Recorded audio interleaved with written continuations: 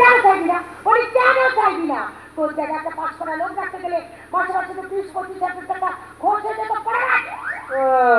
আর আমরা এই বাড়িতে থাকছি, 4 বেলা খাচ্ছি, তার জন্য খরচ নেই। এই পোশাকটা মামাই কিনে দিয়েছে।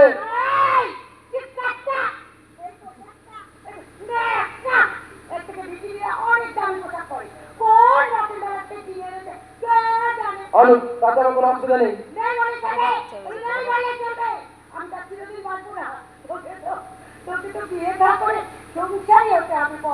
তখন মাথার উপর মামা থাকবে, যা করার মামাই করবে। দাদা কি করবে? নিজের মেয়ে দিয়ে দিয়ে শুরু করেছে। ওই মৌকাটা আমাকে কাজে লাগাতে হবে। কাজে লাগাবে?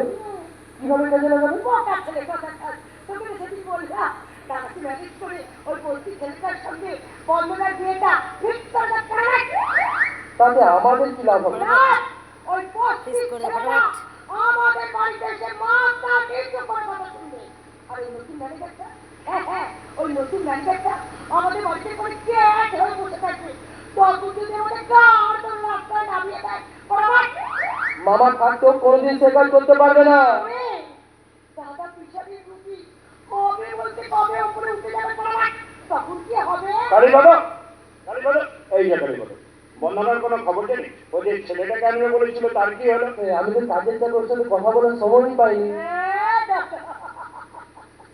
আমার ছেলে ভীষণ কাজ পাগল। এইরকম একটা সেক্রেটারি থেকে রাখতে গেলে মাসে মাসে 25,000 টাকা খরচ যেত। ভালো কথা মনে করে দিয়েছি। কালী বাবা মাইনের কথাটা আমার মনেই থাকে না।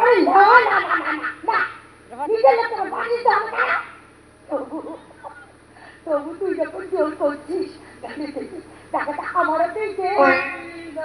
ওটা আপনার কাছে জমা দরকার বলে চেয়ে নেবো।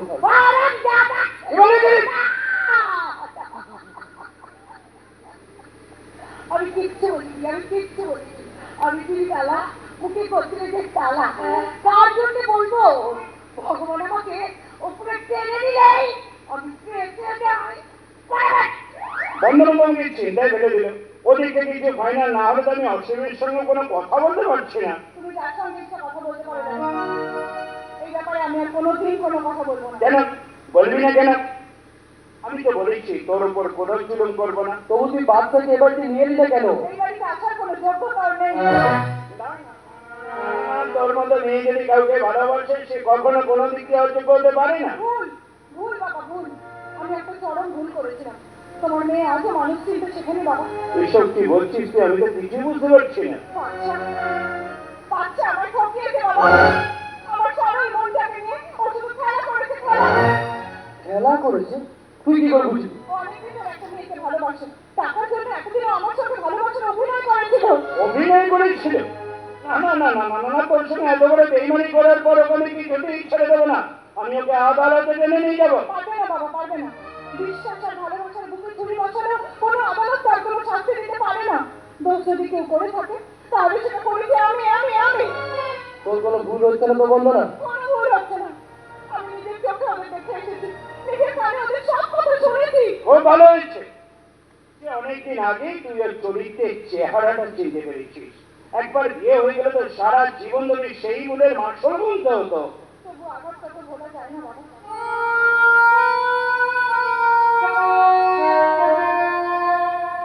বিশ্বাসের ফুলটা যখন প্রতারণার ভুল ফুটিয়ে দেয় তখন ভালোবাসার আকাশটাকে অন্ধকারে হারিয়ে যায়। ওই আকাশটাকে আবার আমি আলোয় আলোয় ভরিয়ে দেবো। ওইসব পুরোনো কথা তুই ভুলে যাবা। কি করে বলবো বাবা? আমি তোকে মনে প্রাণে ভালোবেসেছিলাম। সেই ভালোবাসার জন্য তোমাদের সমস্ত বাধাকে অগ্রাহ্য করতে চেয়েছিলাম। আজ আমি হেরে গেছি বাবা, আমি হেরে গেছি। না তুই হারিস। ওই বস্তির দিনগুলো ছিল তোর জীবনের চরম দুঃস্বপ্ন। আমি আগে অসীমের সঙ্গে কথা বলে তোদের বিয়ের কথাটা পাকা করবো। আমার মনে হয় কোথাও কোনো ভুল হচ্ছে। গরিব মানুষের টাকা পয়সা গাড়ি বাড়ি এইসব দিক অভাবী হলেও মনের দিক অভাবী হয় না। তা করলে অনেক সময় আমাদের চোখে ভুল ছবি দেখায়। আমার মনে হয় বাচ্চাদের ব্যবহারের পেছনে কোনো গভীর রহস্য লুকিয়ে আছে। কোনো রহস্য নেই। আমার বিশ্বাস আর ভালোবাসার বদলে ও আমার হাতে কাল সাপ তুলে দিয়েছে। কাল সাপ। তবু ভেবে দেখিস বন্ধনা, জ্বলন্ত সূর্য কিন্তু গ্রহণ লাগে। চাঁদ রাহুগ্রস্ত হয়, এই নিয়ে জীবনের যত খেলা, জোয়ার ভাটার খেলা। কালীপদ ঠিক কথা বলেছে। এই ভালোবাসলো জোয়ার বাজার খেলা, বাচ্চার মতো বাঁকা খেলোয়াড়রা সেই জোয়ারের সুযোগ নিয়ে নিজের আখেরে গুছিয়ে নেয়। Good evening sir. হাই বন্দনা। বাহ, আচ্ছা আপনারা কি সন্ধ্যেবেলা এই বাজারের হাওয়াকে দেখছেন? আরে কেন আসবে না, পাশেই গঙ্গা, চমৎকার বিশুদ্ধ বাতাস পাওয়া যায়। কিন্তু তোমরা দুজনে একসঙ্গে কোথায় ছিলে ভাই? অথবা পেশাটা চেক করছিলাম, বয়সের বাপে ওর পেশাটা কিন্তু অনেকটা বেশি। তার মানে তুমি এখন আমাকে ছেড়ে অসীমকে ধরতে চাইছো? কি করবো বলো, রুগী খুঁজে বার করাই তো ডাক্তারের কাজ। না না না না না, আমি কোনো রুগী না, ওই কাজের চাপে মাঝে মধ্যে পেশাটা বাড়তেই পারে।